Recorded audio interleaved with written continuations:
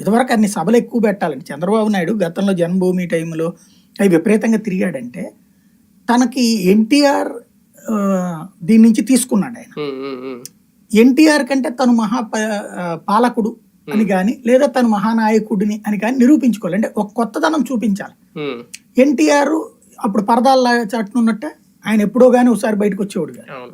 కాబట్టి ఆ టైంలో ఎన్టీఆర్ వచ్చేవాడికి ఆ పేరే వైబ్రేషన్ అలా వెళ్ళిపోతా ఉంటుంది. దాని నుంచి తన వైపుకి తెచ్చుకోవడానికి 24 గంటలు జనంలో ఉండేవాడు. నాకు బాగా గుర్తు అనమాట. ఒక విజయవాడలో ప్రోగ్రాములు అంటే మా ప్రోగ్రాముల కంటే కూడా ఇది మా కార్పొరేటర్ కంటే ఎక్కువగా ఈయన చూసుంటాం. అంత స్థాయిలో ఆయన పర్యటనలో ఉంటా ఉండే. పద్దాక ఆకస్మిక తనిఖీ అని, జన్మభూమి అని, శ్రమదానం అని ఏదో ఒకటే రోజుకి 24 గంటలు రోడ్ల మీదనే ఉండేవాడు ఆయన. అప్పుడేంటి టీవీ ఛానళ్ళు లేవు, ఇన్ని లైవ్లు లేవు, 24 hours న్యూస్ ఛానల్ లేవు, ఇవన్నీ లేవు. 2004 తర్వాత లైవ్లు వచ్చినా కూడా అప్పటికి ఈయన ప్రతిపక్షంలో ఉన్నాడు, ఈయన తిరుగుతూనే ఉన్నాడు.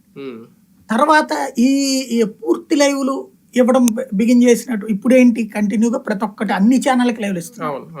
ఇప్పుడు అన్ని ఛానళ్ళకి లైవ్లు ఇవ్వడం బిగిన్ అయ్యాక పెట్టుకునేవాడు పెట్టుకుంటాడు, లేకపోతే లేదు. ఒక చోట మాట్లాడేది ఇప్పుడు ఇంకోటి కొత్తగా ఏం మాట్లాడతారు నాకు తెలియక అడుగుతాను.